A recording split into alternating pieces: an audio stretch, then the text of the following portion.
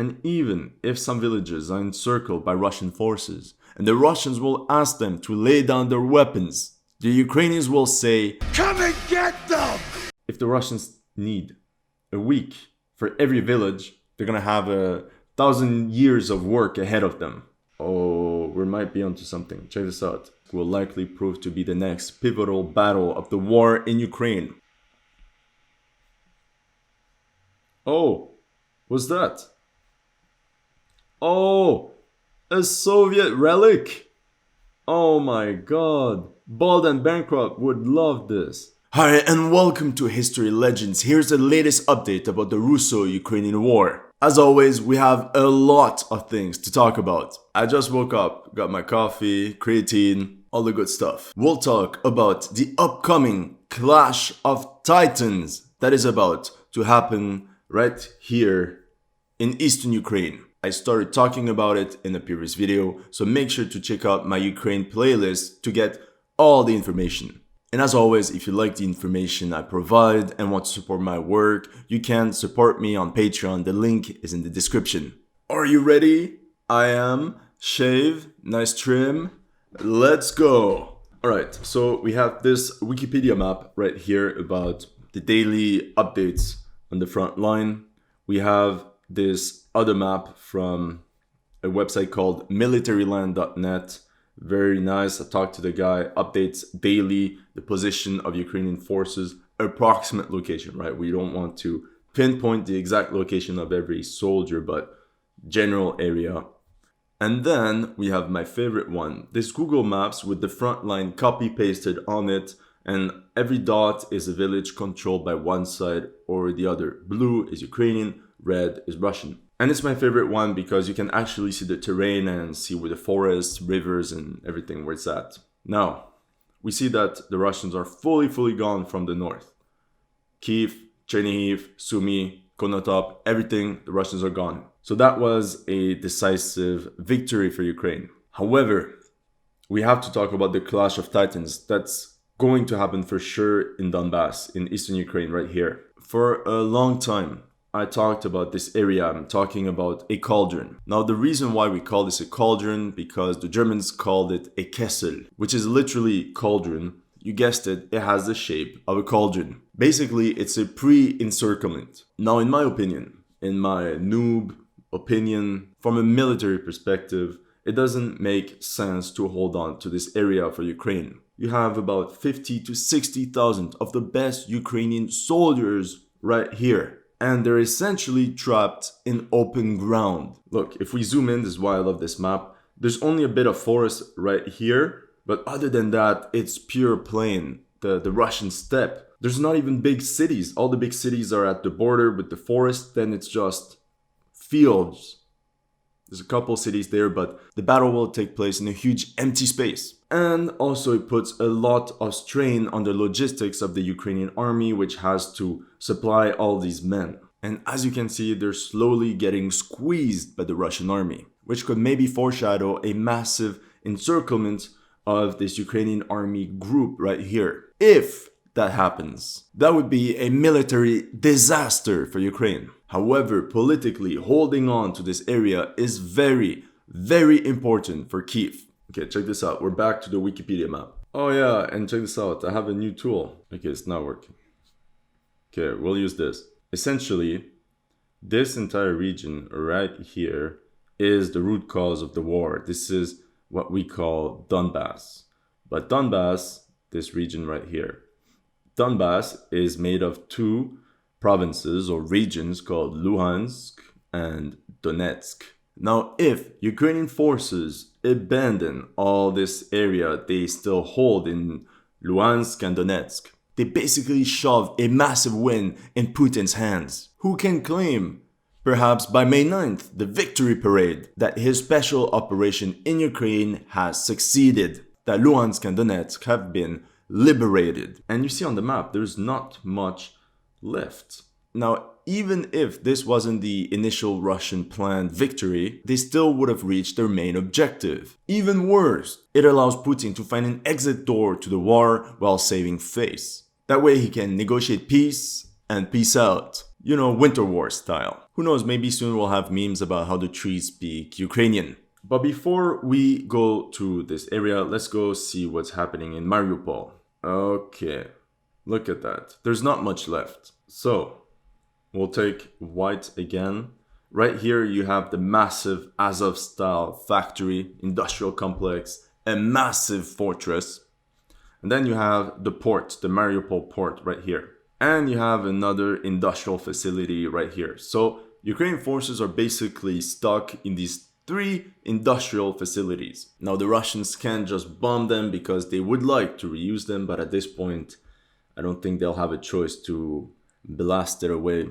The Siege of Mariupol is very important because it's slowing down the Russians a lot. Ukrainians held the area for over a month, much longer than anyone had anticipated. However, just by looking at a map, we can guess, we can see that the battle is drawing to an end. A couple days ago, we've seen the first major surrender of Ukrainian forces. It took place somewhere here. 267 Ukrainian soldiers from the 503rd Marine. Now, I'm not an expert. Some say it's not Marines, it's actually territorial defense. I don't know. Let me know in the comment section what you think. But what's important is that we're still talking about nearly 300 men that surrender at once. And another group of 60 men surrendered right here near the Azovstal stadium. Now, at this point of the battle, the main centers of Ukrainian resistance is the Azovstal factory right here, a huge complex. I don't know if you've seen videos. I'll try to post one, but it's a massive fortress, basically. And you have the Mariupol port as well. That's another industrial facility. What's important to know is that out of the initial about 15,000 defenders, there's only maybe 3,000, maybe 4,000 left. But what's important is that they managed to pin down about 30,000 Russians right here. 30,000, maybe 20,000, maybe 40,000, we don't know. I say about 30,000 Russians. Russia had to divert a lot of resources, fuel, ammunition, and replacements towards Mariupol to finish up the siege. And essentially, the longer the siege lasts, every day that passes, Ukraine has more time to defend the front line of Donbas right here. I really like the fact that I can draw directly on the map. It makes it a bit more interesting. So now that the siege of Kyiv is over, a lot of the forces there will naturally be sent to Donbas. I don't know how many, but multiple thousands for sure. The most important area is to reinforce this sector and this sector to avoid this bubble to burst, essentially. Now, as you can see, you already have a lot of Ukrainian forces in Donbas. The southern line is defended by 1, 2, 3, 4, 5, 6 brigades, among which 4 mechanized brigades. You remember, the elite of the Ukrainian armed forces. Now, for sure, through attrition, they have suffered some casualties. However, the hope is that the troops coming from Kyiv will be able to take their spot on the front line and allow these men to basically withdraw and go back to the rear to refit. This is what we call a rotation of units, and it's very important for a prolonged war to do that. And as long as the siege of Mariupol continues, the Russians can't simply launch another offensive. They don't have enough men to do that. And this is what shocked a lot of Western analysts, that the Russians can't coordinate multiple fronts at the same time. Okay, check this out. Here we have this sector, we have Uliapole and the city right here. If we look on the map, that's exactly right here. Every passing day, Ukrainians are turning the front line into fortified bastions. They're fortifying every little village on the way to slow down the Russians as much as they can. Every village will be fought for. In military terms, we call this tactic a hedgehog formation, because every every village, every fortified position essentially becomes like the quills on a hedgehog, and the enemy will get stuck at one of them eventually. Not only that, but even within the villages, the houses will be connected through the basement with trenches, and every village will become a fortress of its own, ideally with firing positions that can support each other. It's going to be a nightmare for the Russians. Now, thing is, the Russians have withdrawn 3 armies from northern Ukraine. multiple brigades, multiple thousands of men.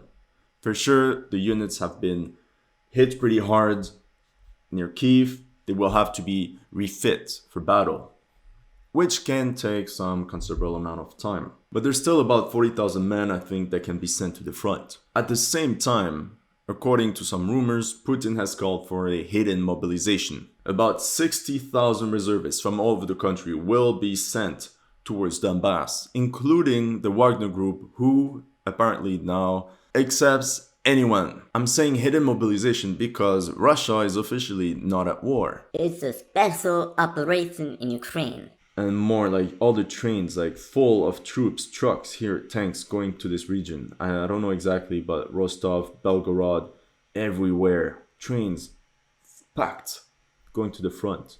Now, I don't have access to the satellite images, but without a doubt, these will be sent somewhere in eastern Ukraine. Now, the question is where? This is speculation based on the information I see on the map. There are 3 strategic positions that the Russians could want in eastern Ukraine. You have Kharkiv, you have Donbas, and you have Mykolaiv, Odessa. Let's start with Kharkiv. The advantage of attacking Kharkiv is that you have the Russian city of Belgorod and essentially the Russian border right next to it, which facilitates any operational maneuvers, logistic bases right here. Russian railway can send stuff to Belgorod, and from there, it's only a little truck journey to Kharkiv. Kharkiv is the second major city in Ukraine. Capturing it would be a massive win for Russia. However, the problem of attacking here becomes more obvious when you look at the topography of the region.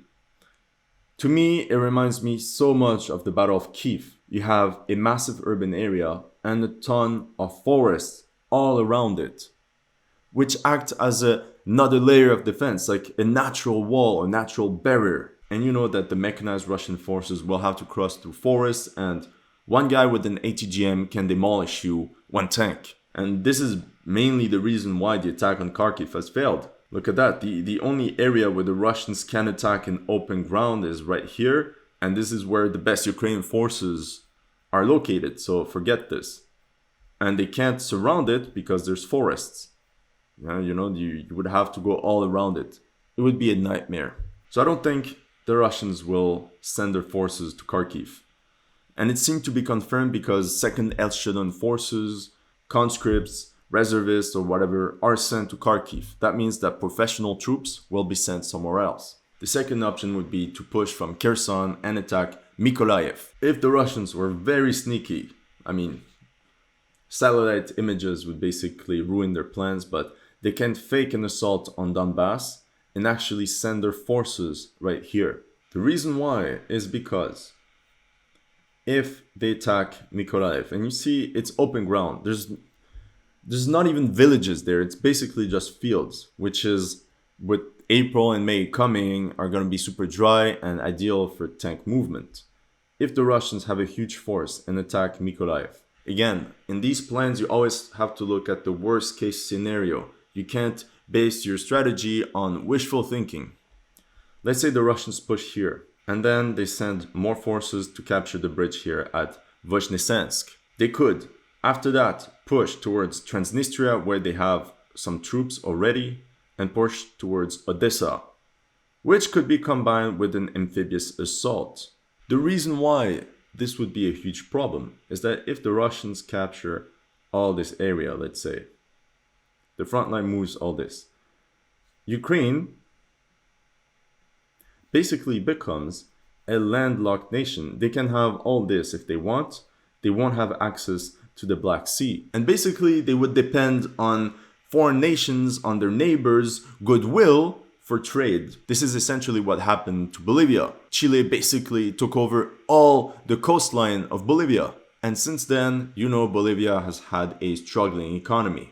Now, in my opinion, the problem with this plan is the following, is that there's only one bridge here at Mykolaiv and at Vozhnesensk. So it would be sort of easy to stall progress for the Russian forces by just blowing the bridges. However, with that being said, the Russian army is tired. And like we said, they probably want some sort of win soon. They want also an exit if possible. This is why I think they will focus on finishing off this region, the Donbas, Donetsk and Luhansk Oblast. Some people say they want this region by the 9th of May. I don't know. If this is the case, if the Russians want this by the 9th of May, honestly, I don't know if this is a legit thing because the Russian army is already exhausted, strained, logistics. Putting this additional layer on pressure could very well backfire. And completing an objective when you don't have much time, we already know what this translates in Russian: high casualties. Now I want to take a second to talk about the state of the Ukrainian army. The Russians and Putin basically still thought they faced the Ukrainian army from 2014, or even perhaps the insurgents they faced in Syria, when in reality they basically face a NATO standard army, NATO trained with a lot of NATO equipment. We could even go as far as to say that the Ukrainian army before the invasion was the #1 military force in Europe. With that being said, I don't know how many soldiers Ukraine can send to the front line. You know, we always talk about Russian losses, but it is sort of evidence that Ukrainian forces have also been mauled pretty badly. Ukraine has specifically said from Europe they want heavy equipment. We're talking tanks, armored vehicles, artillery. I know they received one batch of tanks. I can't remember from what country. Oh, now that I remember, I think it was the Czech Republic that sent them a dozen tanks, but also several artillery pieces from Estonia. Now let's go back to the map of Ukraine. Most of the supplies have to go from Poland. Now, then they're transported to Lviv in western Ukraine. Now, with the Russians gone from Kyiv, you can easily use the railway here, which were previously threatened by the Russian presence, but now they're gone. So you can easily send all the material you want to Kyiv by rail. But then, how do you send all this stuff to the front line? You need trucks, a lot of trucks. And I don't know if you see, but at the bottom here it's 100 kilometers. This is 100 kilometers. The country of Ukraine is huge. So if you want to send stuff to Mykolaiv, Dnipro, and then Donbas, to Kharkiv, it's a lot of kilometers. From the information I looked at the beginning of the war, Ukraine had approximately 2,000, 3,000 trucks. And the bulk of it were old Soviet gas ones with 1.5 tons capacity. However, I don't know how many they have left right now. It's all good to have trucks, but for trucks you need truck drivers. Then you need some guys to load and unload all this stuff. And then you need crews to repair the trucks since they're going to be used non-stop. That's a lot of men that you take away from the battlefield. But I mean, you can use older men to do this job. Still, it's a lot of potential taken away from the front. Now, the main reason I highly respect the US Army is that they take logistics seriously. Of course, it's not perfect. No army is perfect, but they're one of the only armies with massive fuel tankers to refuel their vehicles. But I don't think that Ukraine has any. So basically, if they want to refuel their armored vehicles, they need to use the little trucks. But the main problem we talked about before is that the Russians are destroying every fuel depot of the Ukrainian armed forces. I don't know how much fuel they have left. And this is another thing that we notice in modern warfare is that missile strikes, although the Russians might have less missiles now, every missile strike on the fuel depot is worth it. And currently, I don't know how an army can really defend against these subsonic missiles or whatever. You would have to hide your fuel reserves underground. But now the Ukrainians have them in open air basically. And again, this is a bridge to another topic. We're going to talk about Ukrainian counterattacks. But you can really stop an enemy offensive by launching careful counterattacks. However, how can you launch counterattacks if you don't have many armored vehicles anymore, and if you lack fuel? That means that Ukrainian forces have to carefully pick to what sector they want to send their supplies towards. Now, what I think is that the Ukrainian armed forces right now is mainly an infantry-based force. This is why the fighting in Kyiv went so well, because the forests around Kyiv and all the urban areas were perfect for infantry fighting. Same for Mariupol. They don't need a lot of armored vehicles. However, in these huge plains, infantry alone will have a hard time. However, again and again, we notice that Ukrainian artillery is top notch. Like, they do a hell of a work and they should be praised. Now let's talk about the Battle of Izum. I didn't know, but Izum means raisins in Russian. If I go on the website of understandingwar.org, you see here, efforts by Russian forces advancing from Izum to capture Slavyansk will likely prove to be the next pivotal battle of the war in Ukraine. Russian forces likely intend to cut off Ukrainian forces in eastern Ukraine and will need to take Slavyansk as their minimum step to do so. And like they say here, if Russian forces are unable to take Slavyansk at all, Russian frontal assaults in Donbas are unlikely to independently break through Ukrainian defenses, and Russia's campaign to capture the entirety of Luhansk and Donetsk Oblast will likely fail. This is why I say this is the most important battle of the war. However, there's something they said that's interesting. They said here Russian forces captured Izum, they're stockpiling supplies, refitting damaged units, repairing the damaged bridge in Izum. As you can see, Izum is surrounded by forests.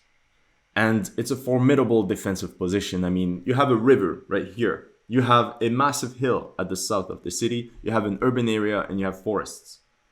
It's the ultimate defensive position. You have every factor working for you. How come Ukraine forces lost this position? In my opinion, this Battle of Izum is like the Battle of Sedan in 1940 during the Battle of France. It's a breakthrough position that Ukraine has to take back at all costs. For some time, I read reports, Ukraine counterattack in this area. What happened? It's red. It's still red. Oh, Ukraine's counterattack, no more Russians. Okay. What's happening? And look at that. They broke through this barrier of forests. Very dangerous. And look at that. Pure plain. Not a single forest. Not a single hill. Not a single major city. The Russians have apparently taken up this village right here. Look at that, only fields. It's insane. And, oh, okay, there's no more images. I hoped that, I swear there were some. Okay, here, check this out. Look at that. Okay, the guy took a beautiful 360, but look at that, it's pretty flat. Like, this is perfect terrain for tanks. Okay. Take a look at that. So flat, you can see kilometers ahead. It's insane. Oh my god. This is where a lot of World War II battles took place, in these huge fields of Ukraine and the steppe of southern Russia. Check this out. So this is Izum right here, but there's also something here about Balakleya. Very interesting position. I can't use that old guy to zoom, so I always have to change tabs. Okay, here you see there's a huge gap, perfect for army vehicles again. Okay, let's take this area here. Again, you see it's so flat, perfect for tanks. You put a Russian tank here, you can see for kilometers, and this is where tanks are useful. The range is actually huge, and I don't know what anti-tank capabilities the Ukrainians have, but it's not with an 84 or an NLAW that you can do anything here. There's not a single cover for infantry. Maybe if you build trenches, okay. Maybe, look, there's a little hole if you dig trenches, but this is Russian tank playground. They're just gonna roll through, and what is there to stop them? Okay, do you guys know the range of an NLAW? I know that the minimum range is 20 meters. Other than that, it doesn't explode, but I'll check. Range of NLAW. Okay, range of NLAW 20 to 800 meters. Okay, it's not so bad. It's not so bad. And range of 84. 300 meters. Okay. Okay, it's not too bad. But still, you have to be very close to expect to hit the target. But it's not as bad as I thought, honestly.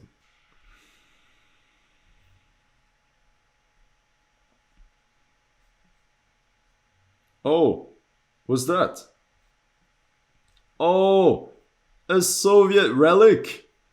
Oh my god. Bald and Bankrupt would love this. Okay, we have to send the location to Bald and Bankrupt. Oh, at random. Okay, this is the World War II memorial. Can someone tell me what's written here? That would be interesting. Oh, at the most random location. I'm still shocked. This is things that you can only find on Google Maps, like relics like that. Okay, but you kind of imagine the sort of terrain that, if we go back to this area, we see that Izum is only defended by this 81st Air Mobile Brigade. You have to defend all this area. And you see that the density, this division is new. This tank brigade is new. It wasn't there a couple days ago. So you see they're sending more and more troops to the south. But you see how much ground they have to cover to the south. This brigade has to cover all this. This brigade, all this. This tank brigade, all this. It's a lot of ground. Compare this to here in the south.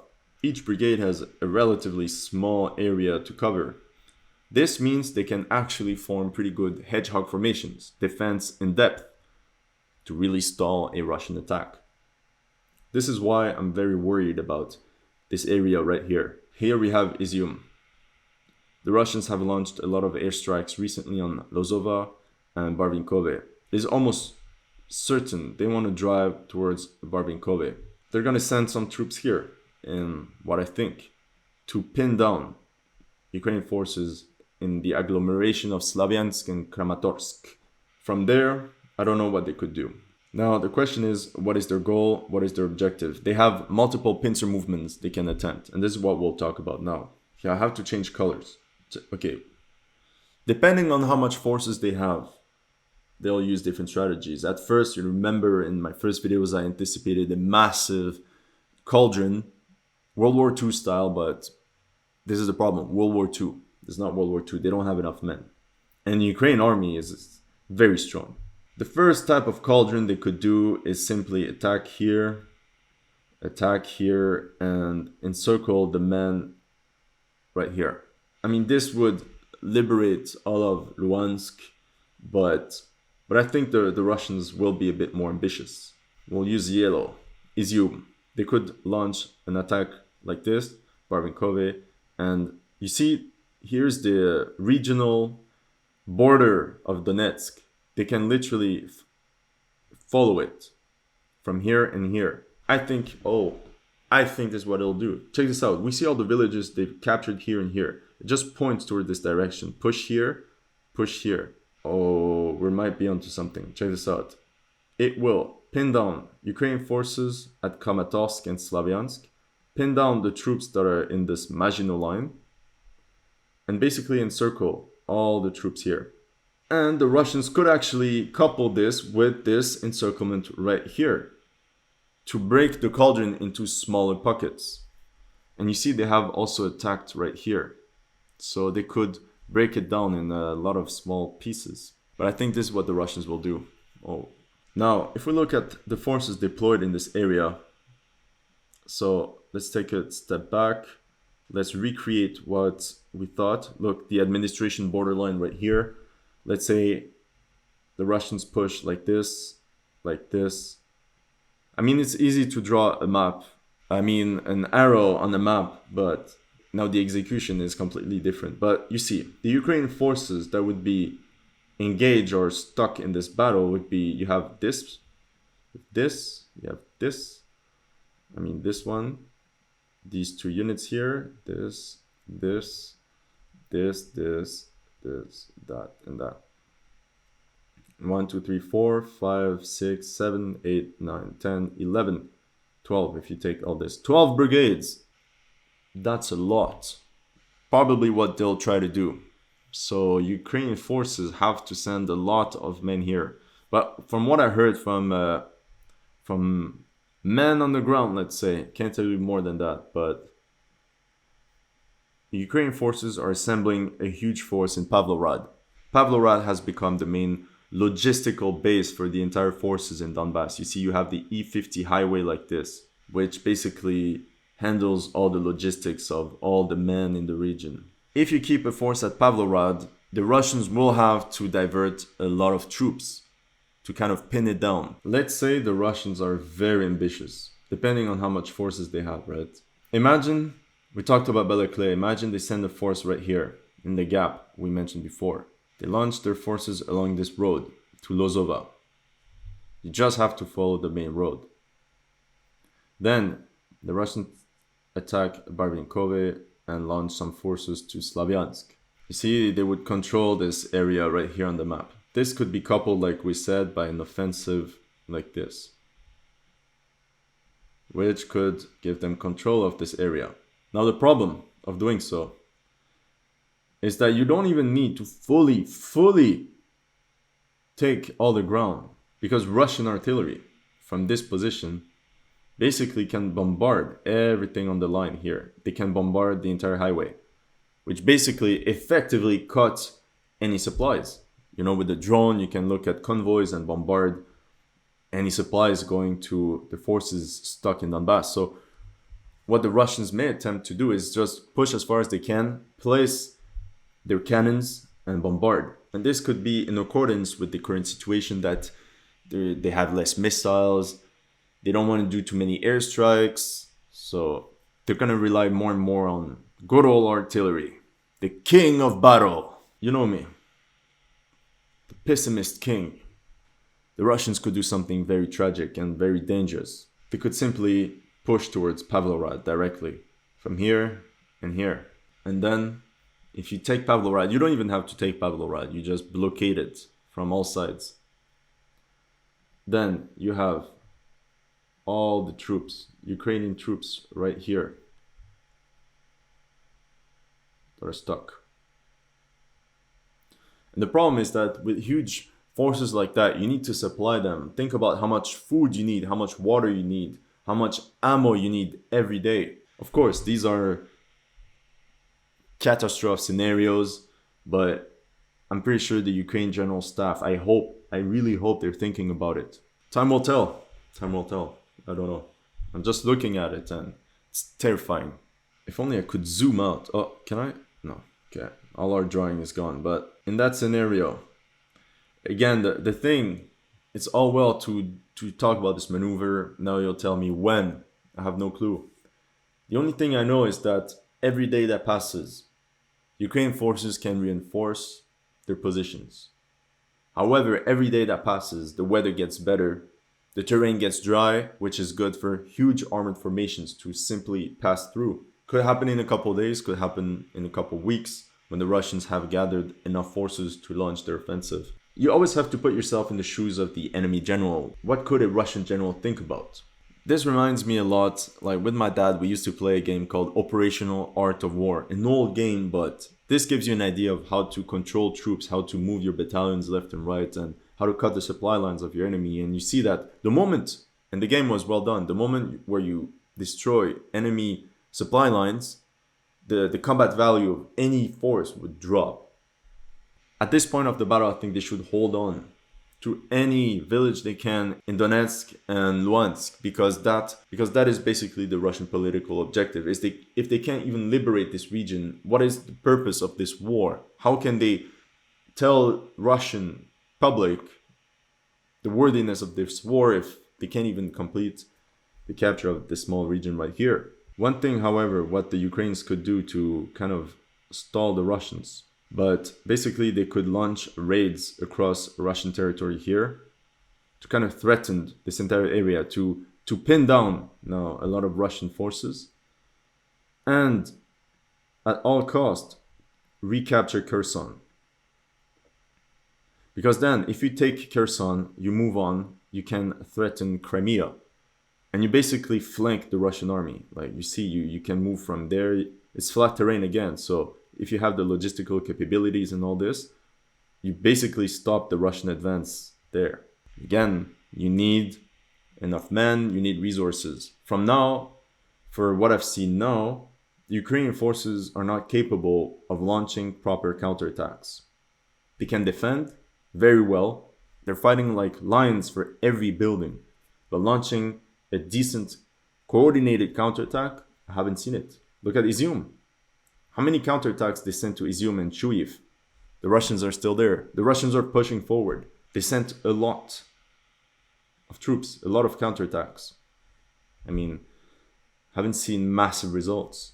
And that's the thing, a lot of Ukrainian armored vehicles, a lot of tanks have been mostly used in stationary positions, which kind of confirms the fact that they might lack ammunition, spare parts, fuel. Can't really counterattack with that.